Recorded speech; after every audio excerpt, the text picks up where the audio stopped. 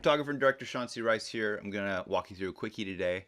Today we got the cover of SportsCar magazine done several months ago. They came to me with the challenge of, hey, we've got this car that was shot at this racetrack and the guy's standing over the car but it doesn't work for the cover. They want something in action. So I'm tasked with basically taking parts from stuff I've shot, parts of something another photographer shot, and put them together to create a very action-filled, action-packed cover.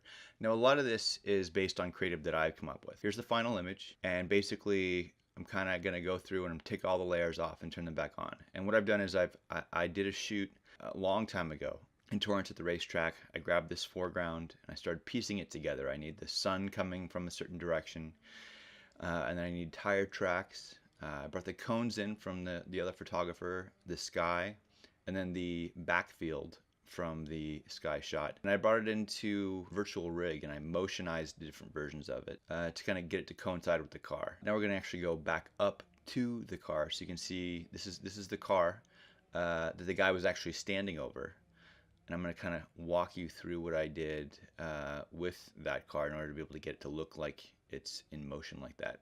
I took the wheels from the other shot where he was actually moving and dropped them into this shot where the car was actually static. And added motion and smoke and clouds with different various brushes at various opacities, and then motionized that smoke. And I always keep an original of those actual images. So I'm going to take the car all the way off. I can kind of give you an idea of where I started. Now you can see the guy's reflection into the hood. You can see the original wheels and the shot. So I masked out the car, and then the first thing I did was actually went back and I painted in the thermal lines or wires across the back windshield, as you can see. And then I'm kind of starting to put a little bit of the smoke and a little bit of the tire detail into the actual car that I brushed in. Now I'm brushing the hood out, getting rid of the reflection, and I kind of want to match what was originally there in terms of the design of the car.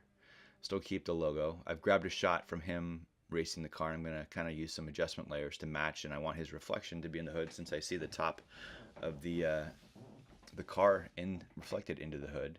Now I've taken the other wheels and I've motionized. I haven't motionized them; they're already in motion, and I've kind of just transformed them to fit where those other wheels would be. And I'll usually, when I do that, I'll put that at a certain opacity so I can see the wheel underneath it.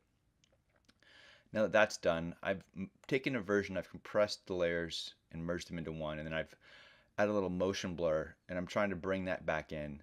But first, I'm going to take the reflection out of the hood since you can't really see the sun in the shot. And then you can kind of see I've added just a little bit of blur and painted it towards the back end of the car, since you'd have some of the car in focus and the back of the car wouldn't be.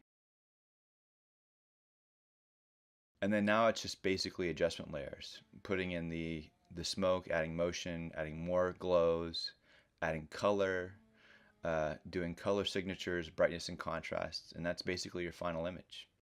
Feel free to ask questions. I'm always online. And there you have it. You can check me out at SccaRice.com, on Facebook at Sean Rice Photography, and on Instagram at Sean.C.Rice.